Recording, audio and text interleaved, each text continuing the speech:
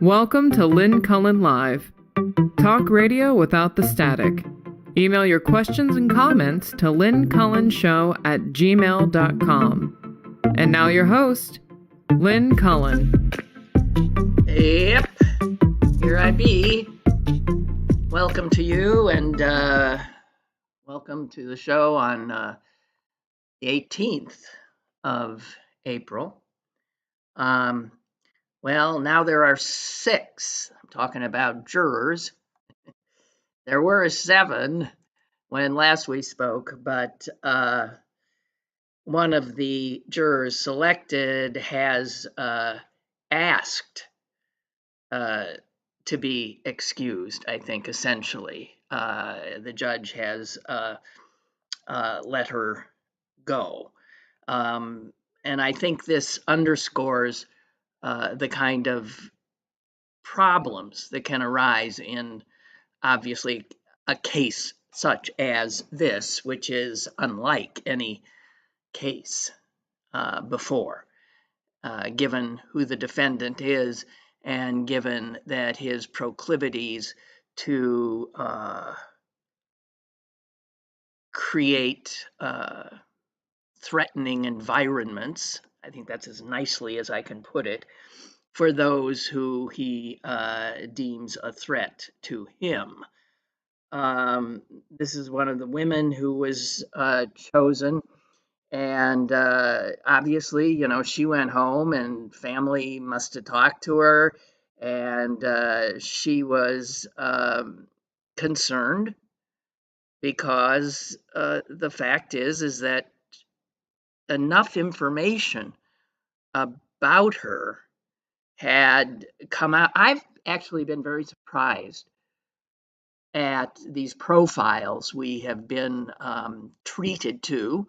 And I must admit, I've been happy to see this somewhat fleshing out of the jury pool, just because I, like any other interested human, wants to know. But I don't think it's in the best interests of those jurors for us to know. And I'm a little surprised that, given the tight security around the trial itself, that there has not been more of a shielding of the jurors. So that, we know there are 2 attorneys, we know one guy's from Ireland and now he's here, and blah, blah, blah, and we know about this woman in Harlem, and there's enough stuff that we know, an oncologist, nurse, that media, doing what media do, could easily determine the identities of these people. I don't blame her for, all of a sudden getting skittish, because Judge Mershon has allowed some information about these people to be made public, including employment and where they live, kind of like Harlem. There's been information that is not necessary for us, even if we want to know.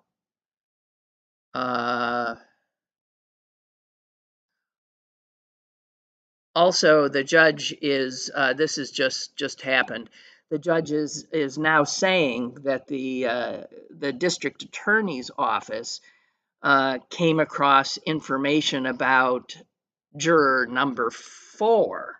This is another juror that called the veracity, the honesty of that juror's answers into question.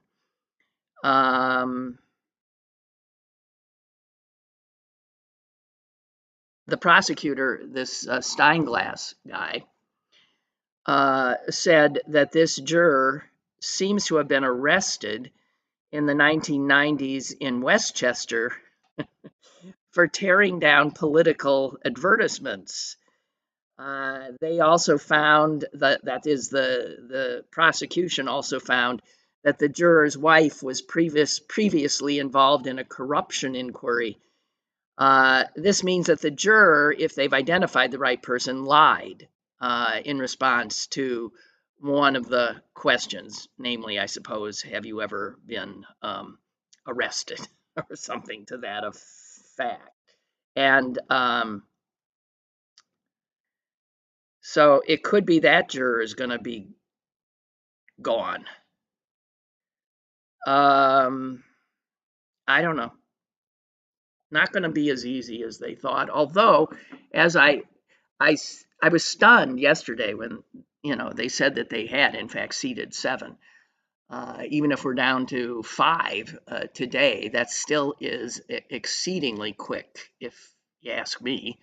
And no reason why you should believe anything I say. It's not like I'm a expert in these matters, but it could well be, though, that at the rate they're going, and if no other jurors get cold feet, or if the prosecution or defense do not unearth other information that might disqualify them, then it could well be that, we'll see opening arguments next week. And that will be riveting. I don't want, here again, it's not like I want to be up against that in terms of, I wouldn't expect any of you to be listening to me if the Trump trial is on. So we'll have to think about that. And speaking of that, I will not be doing a show on Monday. Just want to give you a heads up. I have a medical issue to attend to, and that is the only time I could get an appointment. So there will be no show on Monday.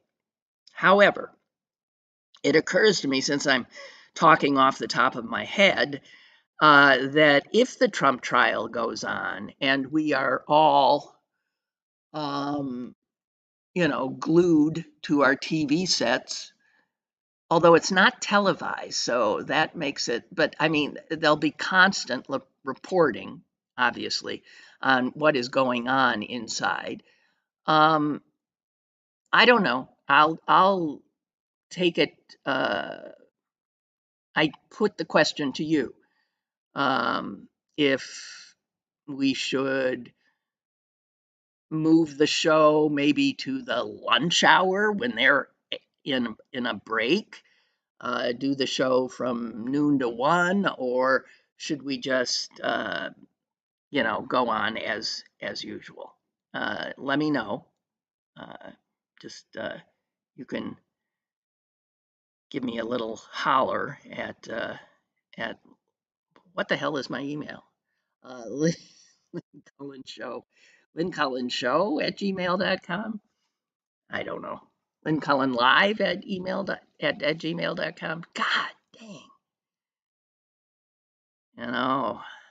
Yeah. So anyway, there's that. And I think that this trial is going to be, and I wish it were, being that we could be there, that there were cameras, but is going to be riveting, given who's going to be testifying, from Michael Cohen to that despicable pecker from the National Enquirer, to, of course, Stormy Daniels, Hope Hicks. I mean, it's going to be something. That's all I have to say. And I'm thrilled that we at least will see one case before voters go to the polls. And speaking of voters going to the polls, I have said that I have already voted because I do mail in. That's something left over from COVID that I decided I really liked. But I saw that people who are mailing in their ballots are not, I mean, astonishing number of people are not filling them out properly, which can have your vote tossed. Um, a federal appeals court ruled, I think a month or two ago, that ballots that are not properly dated will not be counted, which I think is an outrage myself.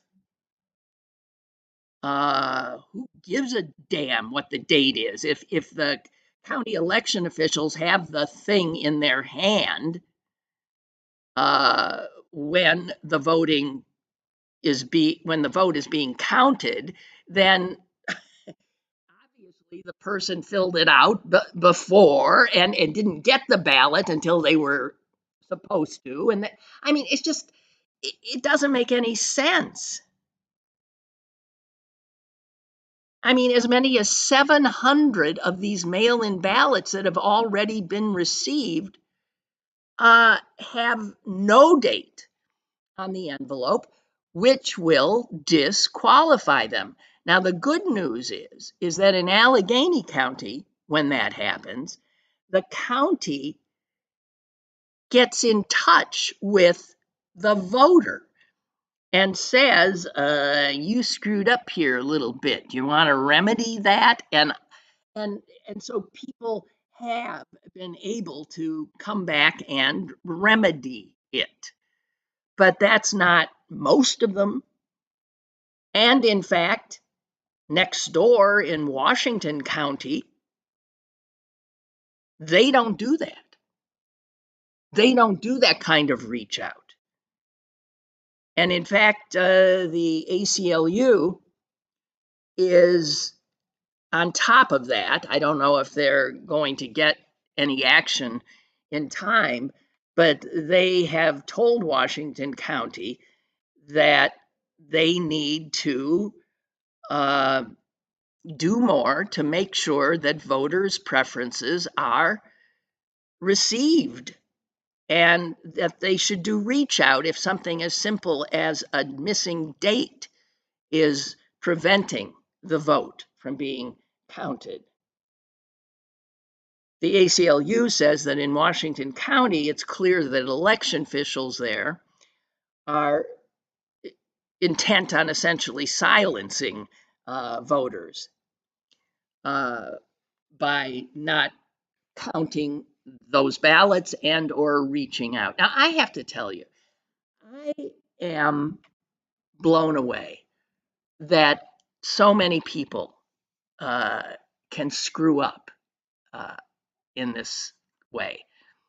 In fact, I think it was, what was it, last year? My sister, who is extremely bright, screwed up with my mother's ballot. She had helped my mom make sure that things were filled out properly, but Susan had to have put something down that she did not. I think she had to sign it in some way. And thank God that at least there they got back in touch again and said, hey, you failed to do this. And so she was able to rectify it and the vote was counted. But in filling out mine, I looked once, I looked twice. I thought I knew exactly what I was supposed to do, but I did not trust that I did. It's too important. And so I read the directions. I made sure that I was dotting every I, crossing every T, doing exactly what was required. And yes, a date is required. I again say that I think that's bull. I don't even understand why a date has any. Who cares what date yet? I mean, I filled mine out very early, but I couldn't have filled it out if the county hadn't sent me the ballot. So I have the ballot. Once you have the ballot and you get it in before the election is over, what difference does it make whether you filled it out on a Tuesday, a Wednesday, or a Thursday? I don't get it. Okay. So, excuse me, I'm going in your heads. So Biden came to town, and I did something I don't usually do. I tried to watch the local news um, to see what happened, and the local news all led with the weather, which was threatening, which I guess is okay. That's okay. But who was it? It was WPXI, who I swear didn't get to Biden till, I don't know, was it even after the first break? It was way down. Um, and I found that surprising. A presidential visit is now something we say, meh. When presidents go off on these trips, they don't necessarily expect to get much national attention. I mean, obviously, the National Press Corps always travels with the president, but it's like hardly a major story because they tend to be hearing the same stump speech over and over and over again. But this is when local media are tapped by not just the president, but by any candidate uh, to be the people who get the message of whatever campaign it is out to their viewers. And generally, I thought was treated a little more as a big deal than it seemed to be when I looked at the news yesterday. One thing I was struck by is when the president was speaking at the steelworkers headquarters, and there were steel workers behind him and to each side of him. There were two guys behind him who never, he made a joke at one point, they didn't laugh. He said something, real pro union thing, they didn't respond. And I was transfixed by these guys because if you end up in that kind of proximity to the president, and you obviously have been chosen to represent your union, one that has or endorsed, right, him or will, um, then it would seem you would be more energetic or sort of there. And what occurred to me is, hey, you know this, unions endorse,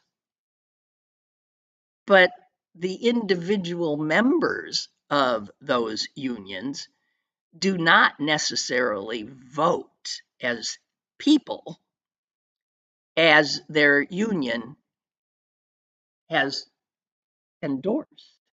And I'm thinking, is it possible that those guys standing behind him are Trump voters?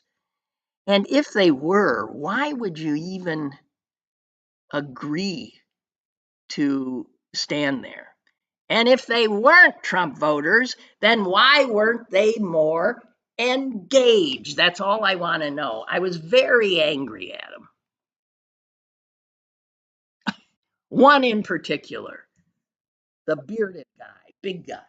I wanted to punch him. I did. And I don't know. I mean, I don't know. And then there's that thing when Biden walks in and there's people, there are a few people behind him onto his side when he's at the podium, but also there's an audience. And so when he comes in and is like saying hi and greeting the audience, what he sees are cell phones. I mean, this is true of what you see are cell phones held up in front of people's faces. And this drives me insane, just drives me nuts.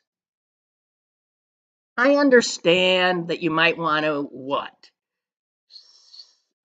show someone in your family or a friend, look, I was that close. I was right there. There was the president of these United States. But on the other hand, you're not fully there if you're more interested in recording that you were there. I hate this because I think of all the things that you take pictures of and then never really look at them again. This sense that we have to catalog and I don't know. Cullen, shut up. Barking up the wrong trees because it is what it is. It just is what it is. God.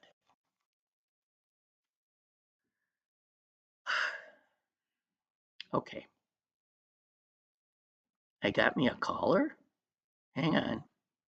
Hang on. I'm proud of myself for even seeing I got a caller. Um, hello? Hi, Lynn. Hi. I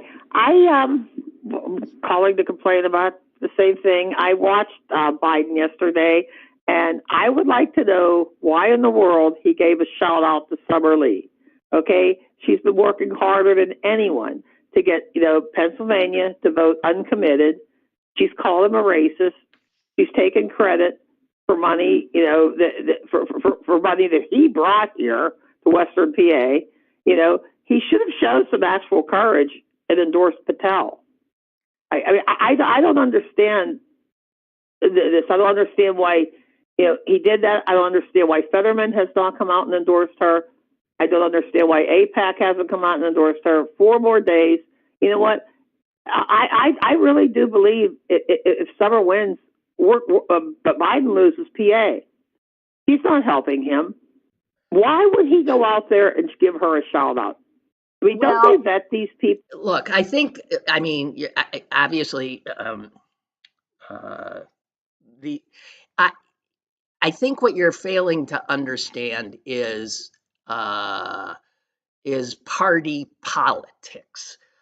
It's party politics, and he is visiting Allegheny County, and the county Democratic Party endorsed her.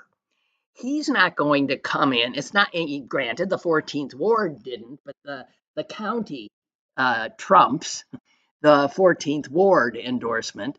And I don't think the president's going to come in, and unless he's really looking for a fight, and why would he be looking for a fight? He's going to deal with the incumbent he has. Maybe he doesn't have her on this issue, but I don't know. I mean, personally, my bet is he'd probably prefer Patel. I don't know. I mean, it's politics. It's politics. I don't. It's wrong. It really just says it's politics. It's wrong. He knows she is not helping him. Look, we all know that the presidential race, it's going to come down to Arizona, Georgia, Nevada, Michigan, Pennsylvania, Wisconsin, New Hampshire. That's all this is about, okay? We lose Pennsylvania, we lose. We lose the election. You have people like Summer Lee out there literally working against him. Okay, wearing Palestinian rags around, at the State of the Union. She didn't for him. She didn't stand for him.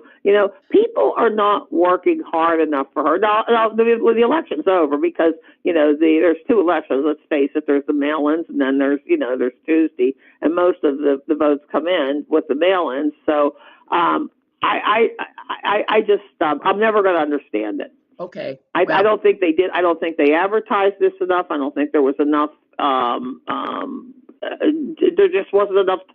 I mean, they had one debate? Okay. No, there was more than one debate. And I have to tell you, this is, welcome to, this can't be the first time that you have found yourself befuddled by what's going on in the political realm and feeling just stunned and unhappy. I mean, that's par for the course. And I think you're... Lynn, there was one debate. Okay, but I think... debate on WPX. No, I think there was more than one. But you're overstating the importance of this one seat. I do think you're overstating it. How can you say that? Because it's one seat. It's one seat. If the people of the county vote for her, that's the way the system works. I don't know. I don't know. I'm so used to being on the losing end of things in these things. I just don't react that much to it. I don't know. I'm sorry. I feel your pain, but I'm sorry. Thank you for your call. I appreciate it. The only reason I'm, not going further is that, that was sort of the same call she made the day before, or the 2 days before. Milton writes, I'm wondering why some TV outlet like Court TV isn't doing a reenactment of the day's courtroom activity, as they did with the O.J. and Michael Jackson trials. Well, with O.J., they didn't. Was that a reenactment, or did they had cameras?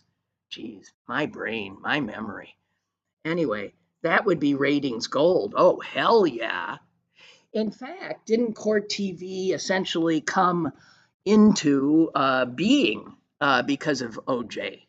and seeing what ratings gold there was? Actually, the guy who founded it, Steve Brill, was a friend of my brother's in law school, and I spent some time with him back when we were young. Smart as holy hell, but I thought he was an SOB myself. So whatever. Yeah, that's a good idea. And Milton says, here in Ohio, the boards of elections go above and beyond for mail-in voters. In a red state?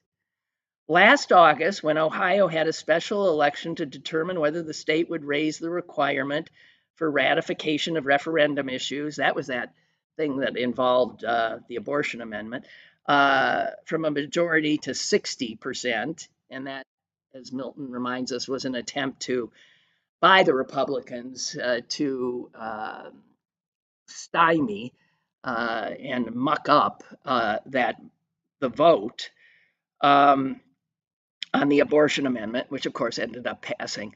He says, I mailed in my ballot, but failed to fill in my driver's license ID number. You had to put that down?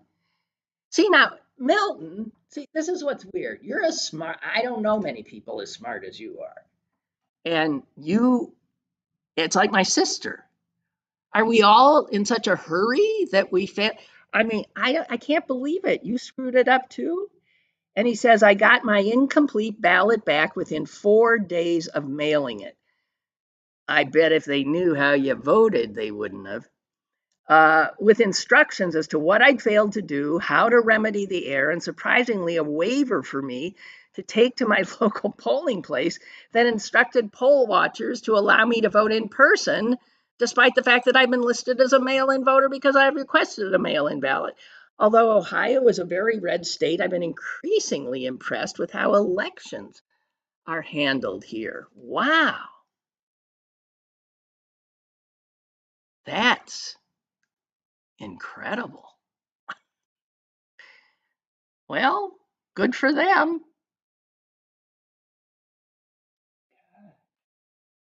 Speaking of elections, I am waiting eagerly to see this. This is not in the United States.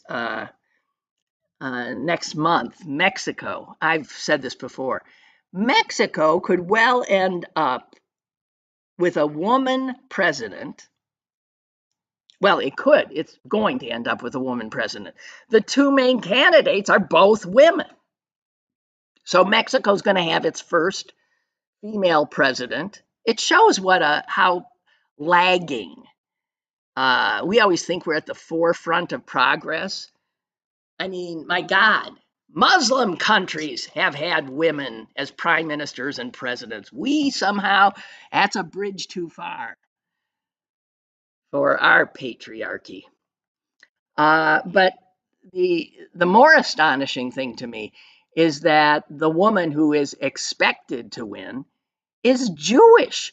I mean, excuse me, if you were to say, what country has a Jewish female president? I mean, first of all, you'd be like, whoa. Yeah, Mexico? Mexico would not be like in most people's top 20. I'm thinking. Yow. Her name is Scheinbaum. She's a physicist. She was the mayor of Mexico City. She's a tech entrepreneur. And her politics, being Mexico, are a little odd. She seems progressive in some respects. I don't know, and in others, I don't have a clue. But that happens in about 2 weeks, I think. Whoa. Yeah, we always think we're the be all and end all and out on front. We might start stuff like the women's liberation movement. But man, we get passed up because there's always this reaction to progress in this country, this pushback. And we're in, there's a lot of pushback. And because of the structure of our government with the minority, namely Republicans, able to hold so much power because we've talked about this a million times. The electoral college, the gerrymandering, the structures of it works out to their benefit and not to the Democrats' benefit. God. Hey, speaking of, I'm sorry, it's one of those days. I'm going to be bouncing around here, I think. Speaking of the Simpson trial, it put me in mind of there was this where are they now thing that got printed about the major players in that riveting show of the Simpson trial. And, some are not surprising. The racist cop, Mark Furman, is, of course, I don't know that you know because many of you don't torture yourself watching Fox News, but he is now is a crime expert for Fox News. And the other weird thing is, in that trial, he was the only person convicted of a crime. OJ sure as hell wasn't. But he pled no contest to perjury. So he, strangely, yeah, the LA detective, Furman, was the only one who was convicted in the case. And then when you go to the lawyers, whoa! I mean, the biggest name they had at the time was F. Lee Bailey. I mean, he was a huge name at that point. He had represented Patty Hearst. Boy, for stories, that one is about as astonishing as any story ever was. You know, the daughter of the media titan being kidnapped by a bunch of wackos, the Symbionese Liberation Army, and then ends up robbing a bank with one of them, with them. You know, you can't make this up. But F. Lee Bailey ended up as her attorney. He also represented a guy who was thought to be the Boston Strangler. So he was very well known. But boy, things didn't go well for him after, and I did not know this. He ended up in some mucked up trouble of his own involving a drug trafficker who he'd maybe taken some fees from or stock. I don't know. I don't know. But it was a sordid little tale. And he ended up being disbarred in Florida, where that case had happened. And I think for essentially stealing this guy's stock or misappropriating it or something like that. And then he got disbarred in Massachusetts. And then he ends up in Maine, where he declares bankruptcy.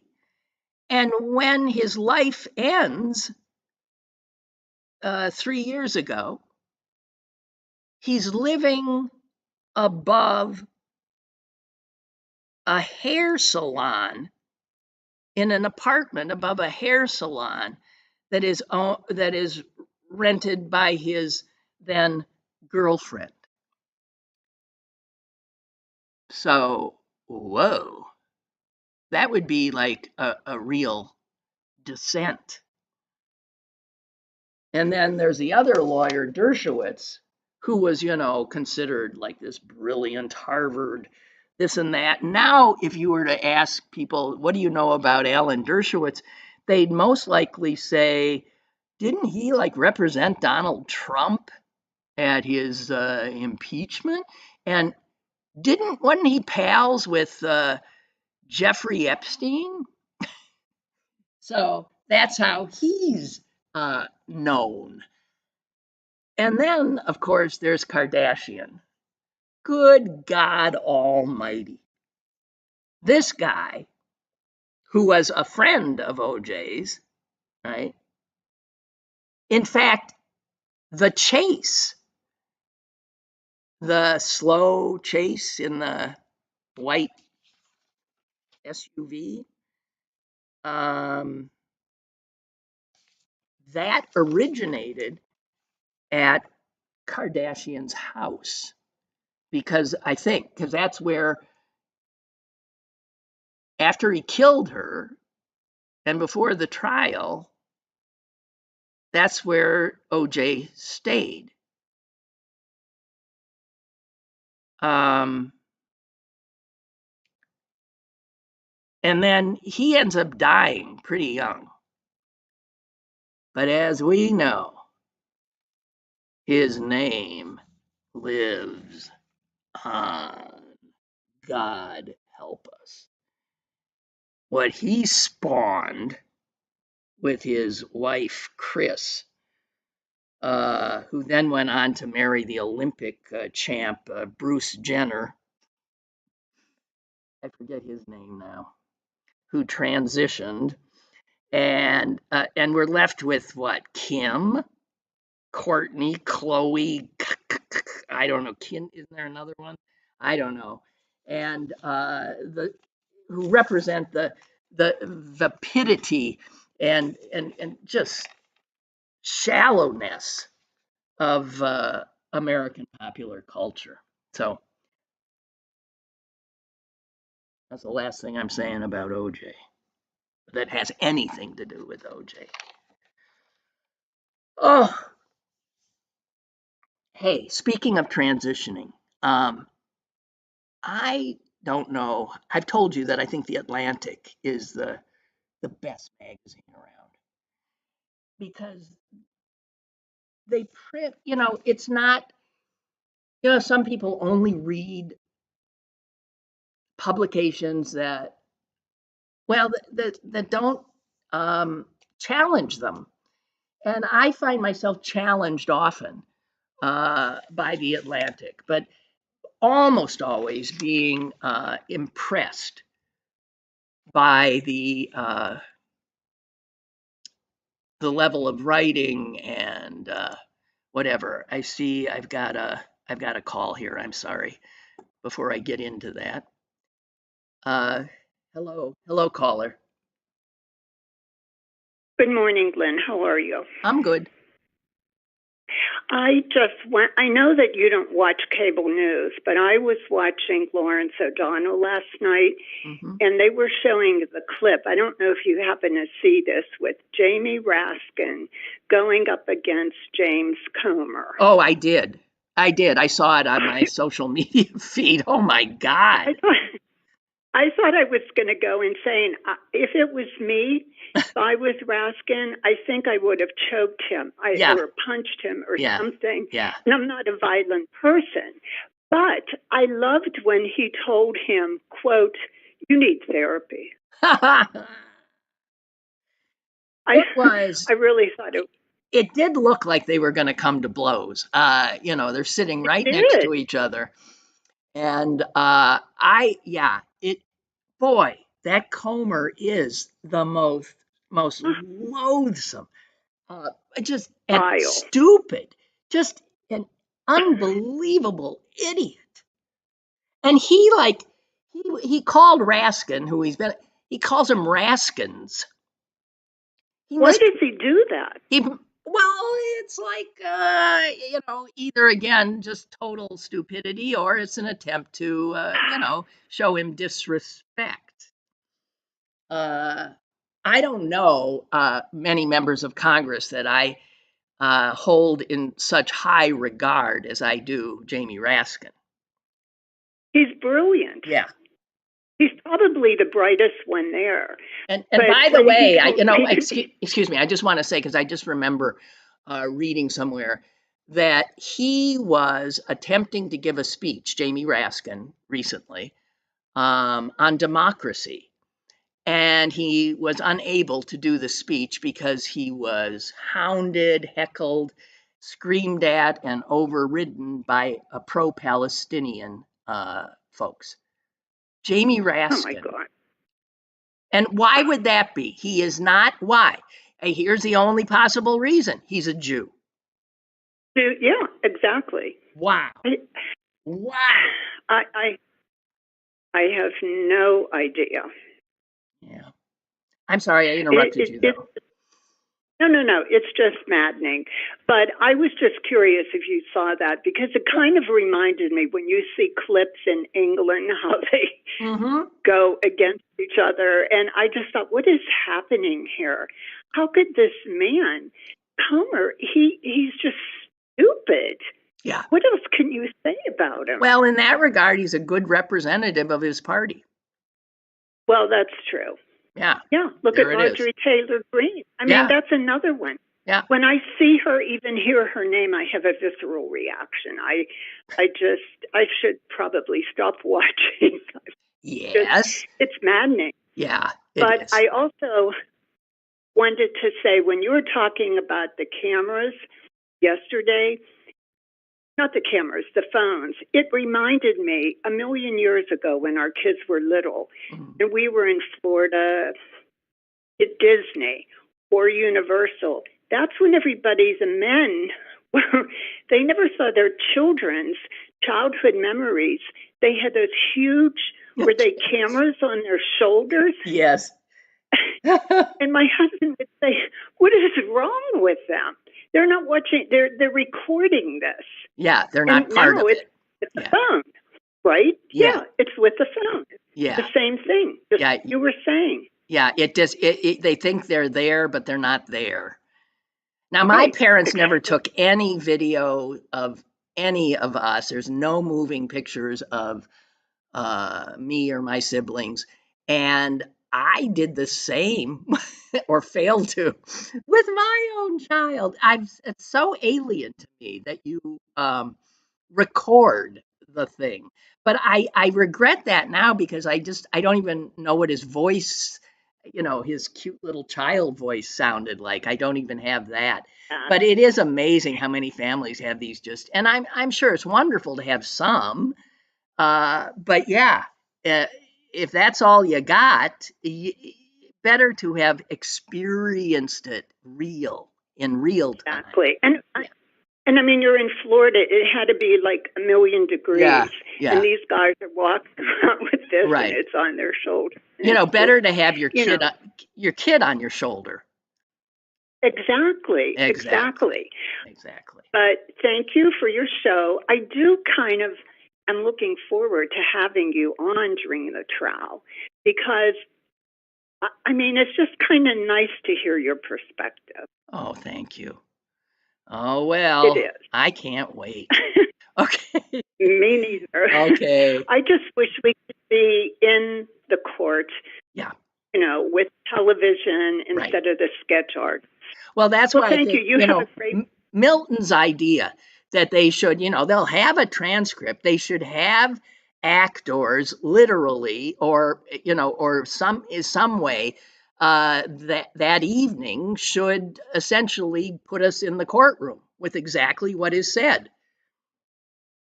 But who would they get to play Donald Trump? Well, it doesn't matter. Or you could just do it with,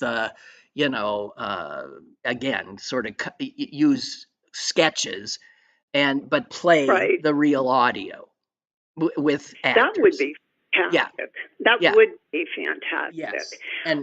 Listen, you have a wonderful weekend, Lynn. I'm not going to keep you any longer. Thank you so much. You take care. Okay. Bye-bye. Bye. Okay. So this might be considered a little incendiary, what I'm about to do, because it blew me away. And I don't know how much attention it got in this country. And Milton saying, and I was just thinking the same thing, Milton. Gotta love the fact that there have been more female callers lately. I'm loving hearing from the ladies. I am too, Milton.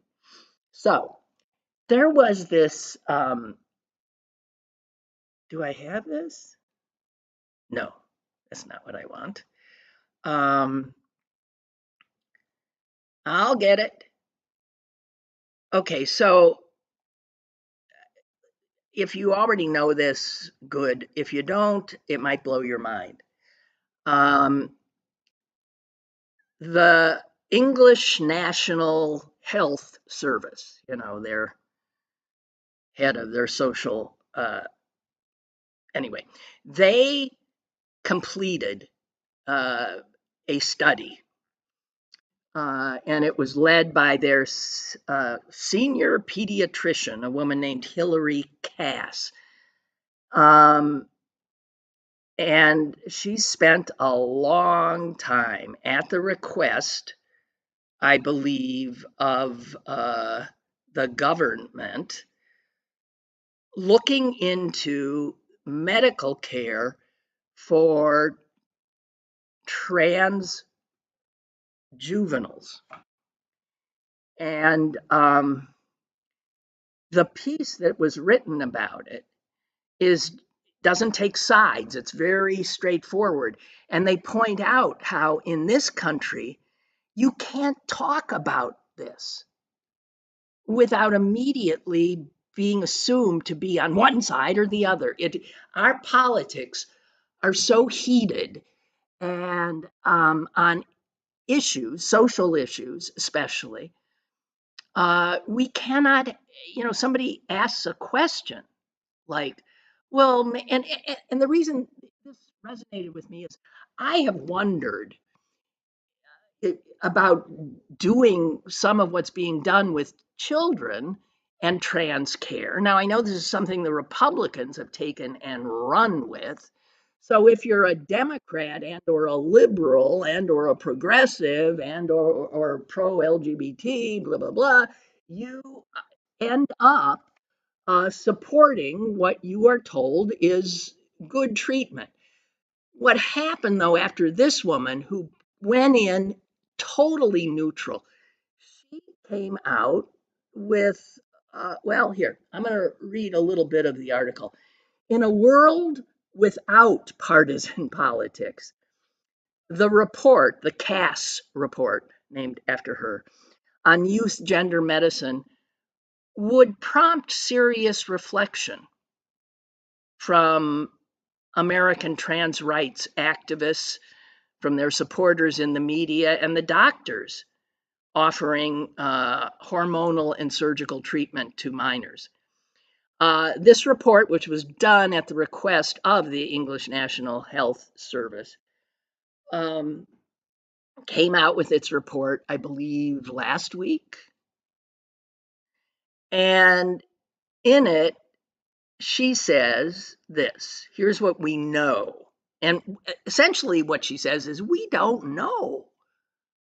This has all happened so quickly. There have not been anywhere near the number of studies done that would happen before any other such extraordinary medical intervention would take place. And that's what's got a lot of us folks on the LGBTQ side who are queasy about some of this.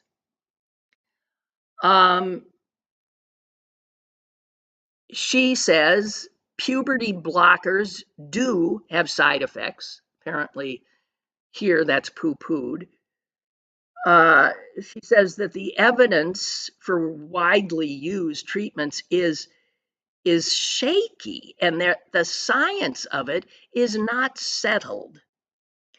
She drew on just tons of interviews with doctors, with parents, with young people, with all the medical and literature reviews.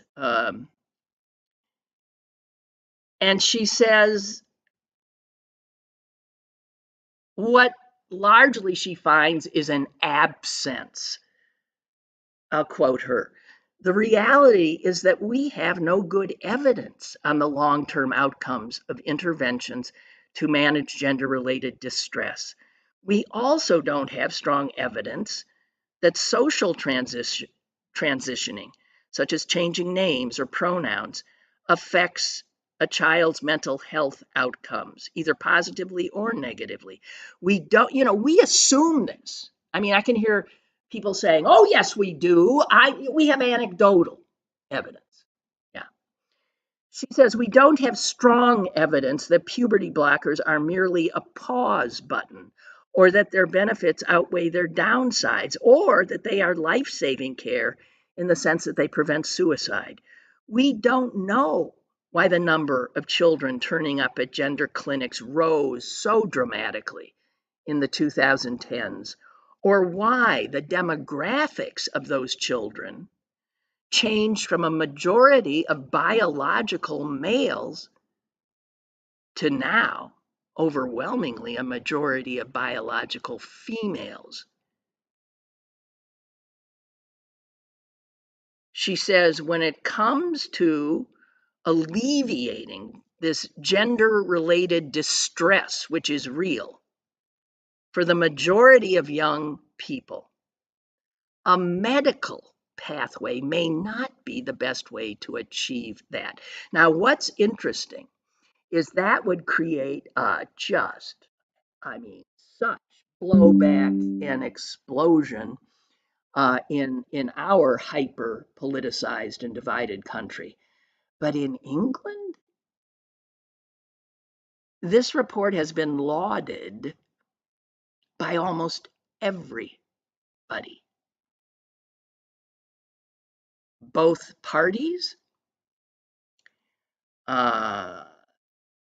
the Conservatives, Labor, their medical association. And she points out that I guess, no, she doesn't point this out, but in this country, if a doctor, says, I don't know about that, they're just shouted down. It says here her report is a challenge to the latest standards of care in the United States. And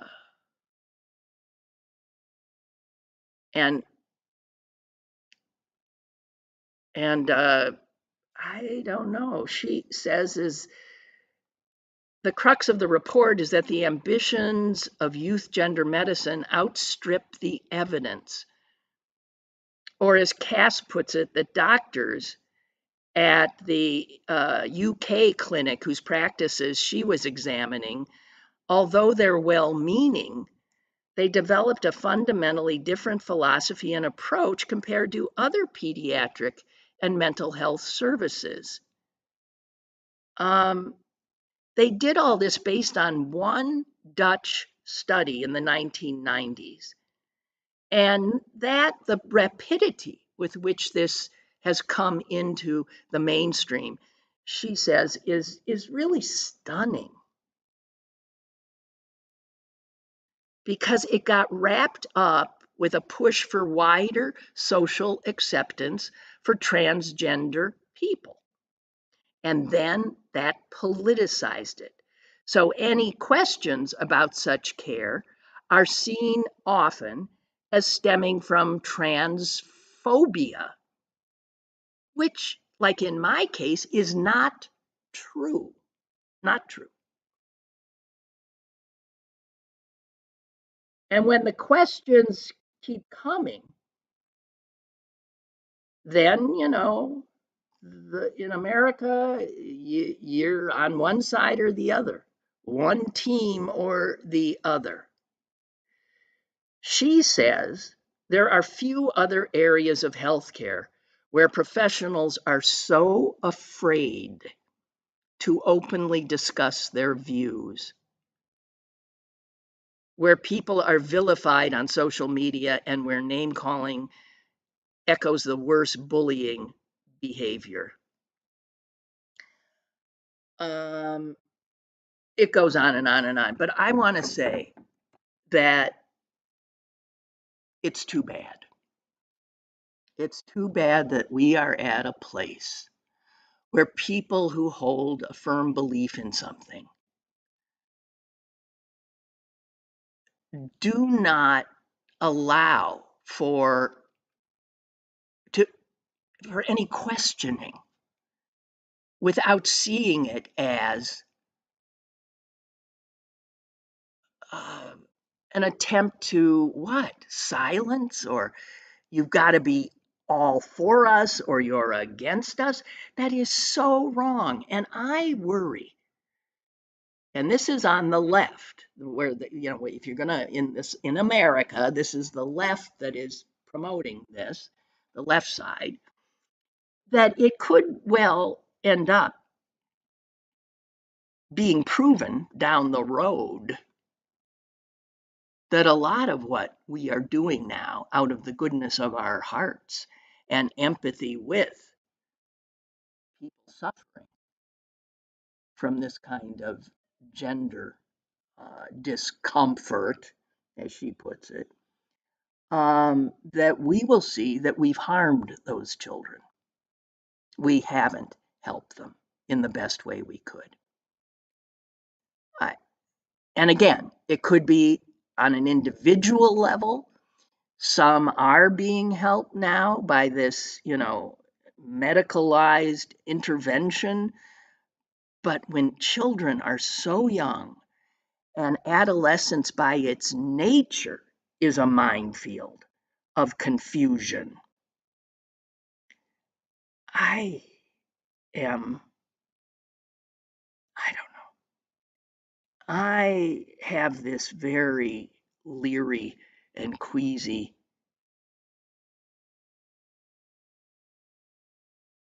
feeling Milton wants to know details of that article. Okay, hang on. It's in the Atlantic. It's, get it here. It's April 12th, 2024. It is written by Helen Lewis, Lewis, and the headline is Britain is leaving the US gender medicine debate behind. And it's for us Americans, it is a particularly, I think in many respects, will seem astonishing. And I wonder if we aren't being, we don't have a kind of bull in the china shop approach here, and our failure to be able to speak to each other, or for people to feel comfortable saying that they are uncomfortable with current standards of treatment without being labeled as, bigots. We would be better off. So I got to tell you, what's most disheartening to me is how both sides of our political atmosphere, which is awful, engage in the same kind of bullying kind of behaviors, of silencing critics, of, well, the term canceling critics, of shouting down people who just maybe want some questions answered, or who want to suggest that maybe we don't have all the answers. And if in fact this kind of treatment has been rushed into a common kind of usage, and given the imprimatur of major medical associations here in the United States, when that is decidedly not the case in other countries. You might want to ask, are we outliers here because we're, as usual, ahead of the curve? Or are we outliers because we've gotten ahead of the science in our desire to help these young people? I find the article really, thought-provoking. And the absence of mainstream media coverage of it here, I found astonishing. So that's it for me, guys. I want to tell you something again. I reiterate, I am not going to be here on Monday. I have a medical appointment, which could not be changed. And I will be here, however, the following day, as far as I know. And good God, if so much happens when I'm just gone for 3 days, I can't imagine what the hell I'll be facing next Tuesday when next we speak. But I do look forward to it. And I hope you guys have a wonderful, wonderful weekend, and a happy Passover, and to all. Lynn Cullen Live, To whom it applies. Monday through Thursday from 10 a.m. to 11 a.m. and archived at pghcitypaper.com. The opinions expressed on Lynn Cullen Live are those of the host and do not necessarily reflect the viewpoints of Pittsburgh City Paper or its advertisers.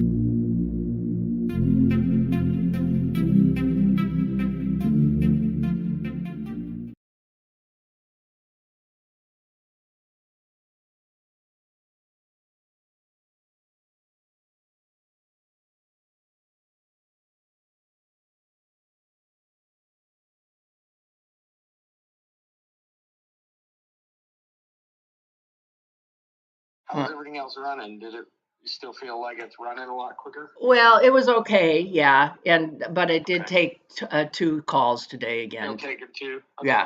Yeah. I'm either wondering if I should just if you want to stop in the morning and we can work on it there, or if you were off Monday, I was thinking maybe I could stop and get it, the computer itself, bring it here, try to sit there and, work with Cullen Studio or something to try to work that out and then bring it back to you.